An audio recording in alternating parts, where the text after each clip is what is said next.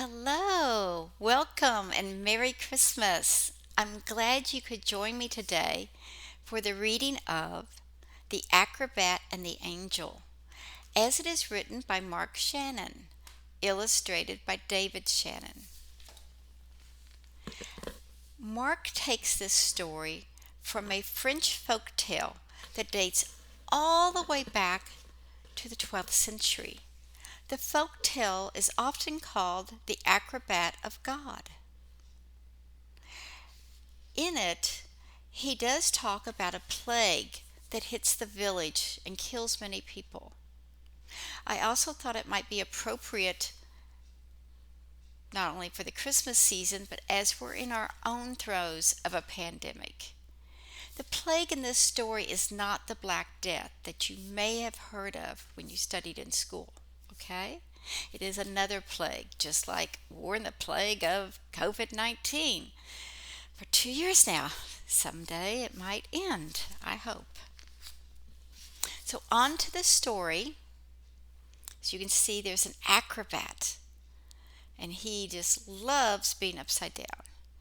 It reminds me of my middle daughter, who likes to be upside down. At least growing up, she did. It also reminds me of my youngest daughter and my oldest daughter, who liked gymnastics. Let me begin. Here we go. Notice there is a little angel in the corner. Once there was a poor lad named Pekele. When Pekele was still just a babe, the plague struck his village, and both of his parents fell ill. They sent Pekele away to his grandmother, but it was on the other side of the mountains. It was the last time that he saw his mother or father. In the blanket his mother had tucked an angel that she made from branches and dried flowers.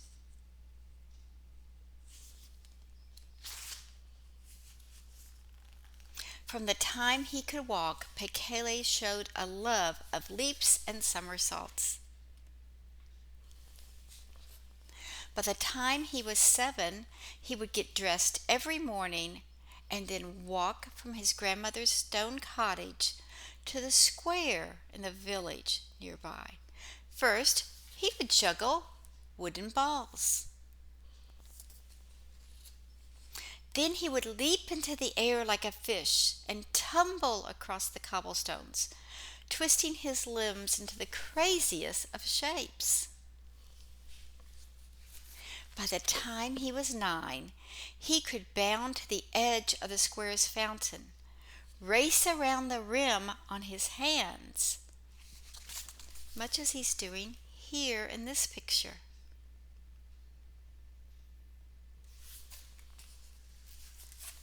Pekele was an acrobat. His grandmother made him some special clothes, and day after day he put all the joy he had into his tricks. Little children especially loved Pekele. Hooray, hooray, the crowds would say. Sometimes coins would plunk down into his hat. By nightfall, the money he had gathered would buy enough food for him and his grandmother. Here you can see the children and the adults marveling in awe at his acrobats.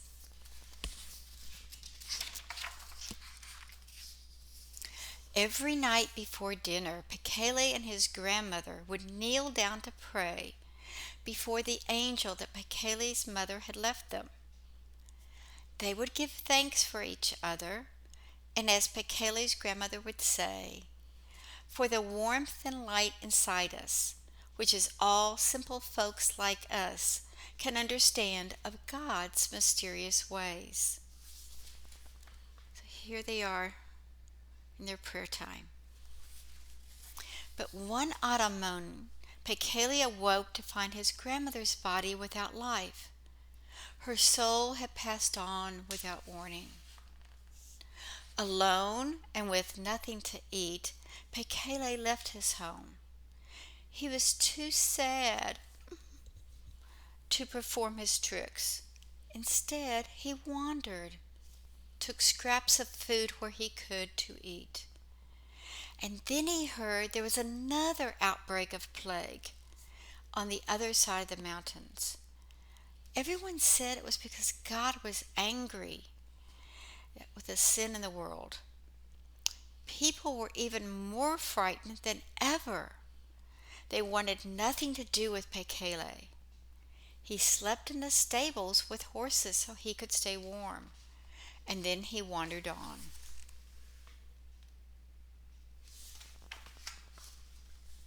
Finally, one very, very cold December evening, he collapsed outside of a roadside cross. This is a cross just along the road.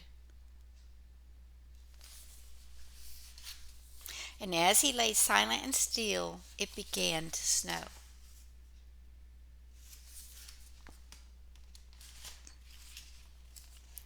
Late the next afternoon, Pekele slowly opened his eyes.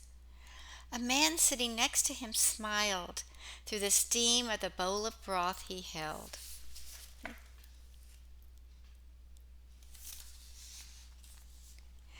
"Thank God we have not lost you," he said. "My name is Friar John."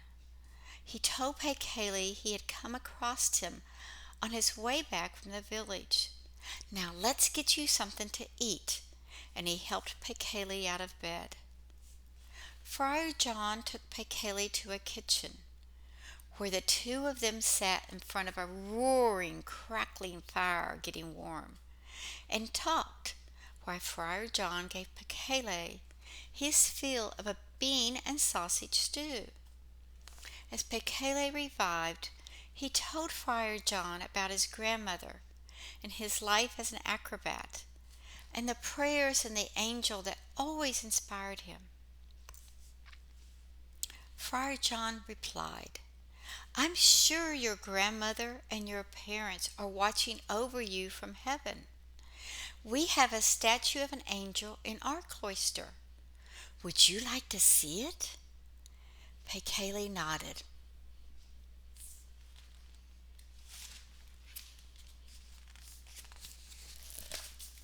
And here is the angel.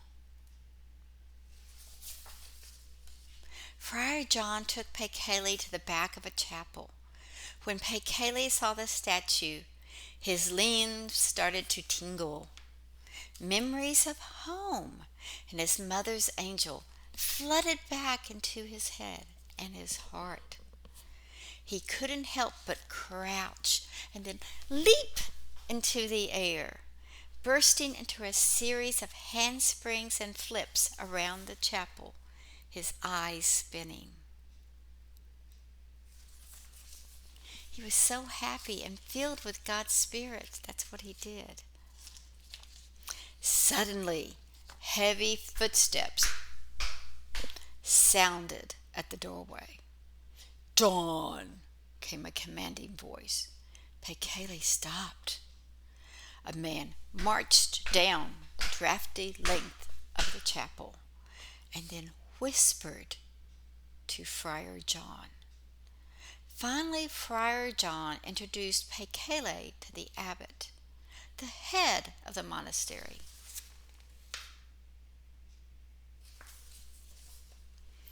"My poor son," began the abbot, "our chapel is a place of calm prayer and worship. It is no place for a circus. You may take shelter here only if you leave your carnival ways behind. Do I have your promise?" Pekele reached out and touched the robe of the angel. "I promise." And here he is. Here's Pekele and Friar John and the abbot. What will happen? Pekele took a room next to Friar John's, and the man and the boy became like father and son. They ate meals side by side and flanked by the other friars at the monastery's long table. The friars enjoyed Pekele's sweet nature, but the abbot kept a stern eye on him. Each day, Pekele would do different chores Friar John found for him, and every night he went to the angel and prayed, just as he always had. He missed his grandmother, but the angel's presence brought him comfort, and Pekele gave thanks for his new home. Here he is sweeping.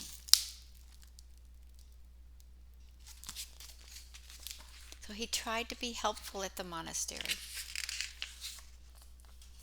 One spring afternoon, after Friar John had gone to pick up the supplies in the village, Pekele was sweeping the monastery's front steps when he heard a child crying. Before long, a woman approached, cradling a small boy in her arms. "Oh, please, Friar," she pleaded, "won't you bless my baby?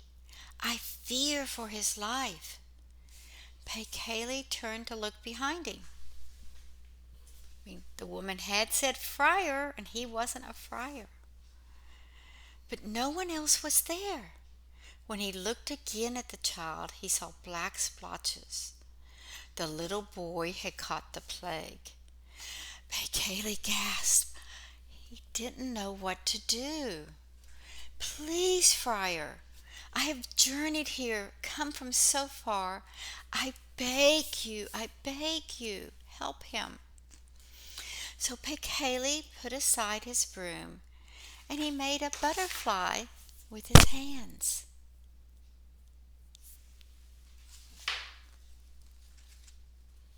The child's wide blue eyes turned towards him as his graceful fingers began to fly and flit around the room.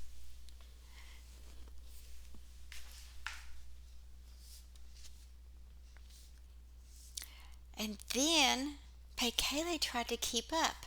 The boy waved his small arms, and his crying stopped. Pekele's butterfly flew closer, and suddenly the child burst into a wail. His hot pained breath struck Pekele's face. Oh no. Here he is.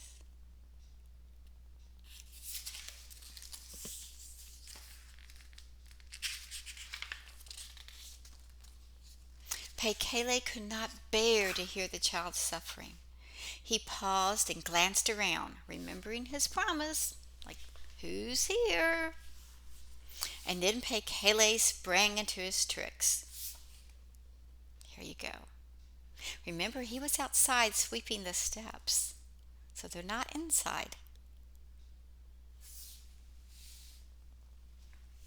He jumped onto his hands and walked on them. This child stopped crying. Then Pekele launched himself from the top step and turned 2 somersaults in the air. But just as the child's laughter rang out, the abbot appeared. "Pekele!" the abbot shouted. "You have broken your promise." And he looked at the woman and her child. "God forgive us. This child carries the plague, and now perhaps you have caught the disease as well. You have betrayed us all before God," he said. "You must leave at once." And with that, he went back into the monastery and slammed the heavy carved doors behind him. Pekele stood in shock, as do I here.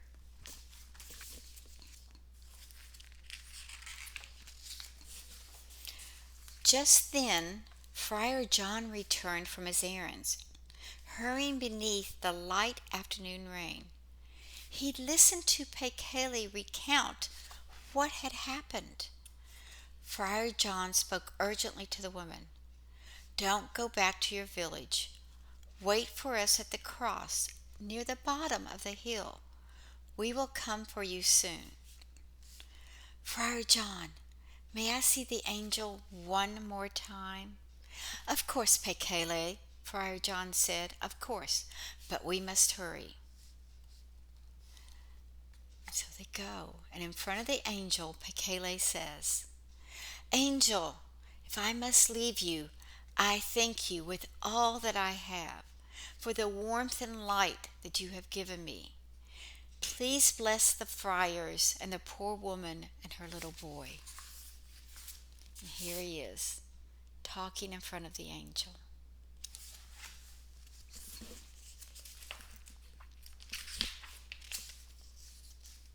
And then Pekele leapt into the air. Friar John had never seen such tricks performed with such spirit, so much soul. He was doing it from his heart. It was like a beautiful, hypnotizing dance. Nevertheless, he moved forward to stop him. And here is Pekele. You see the angel in the background and the cross. They're inside the monastery. And Pekele's soul is just filled with God's Spirit.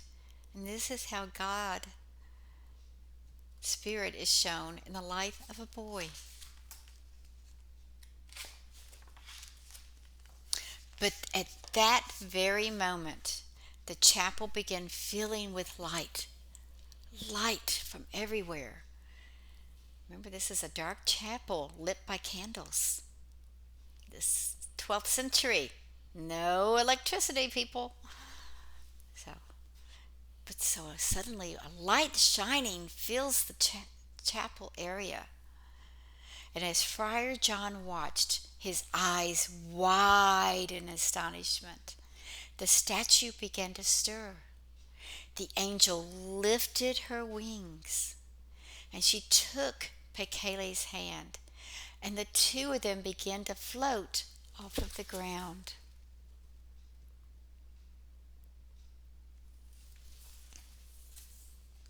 She guided, she guided Pekele, and the two of them floated off the ground, slowly rising until they became a single figure, and then vanished into the air.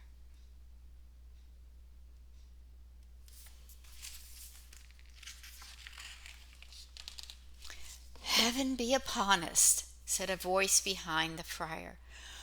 "What have I done?" Friar John turned to see the abbot holding his cross over his heart.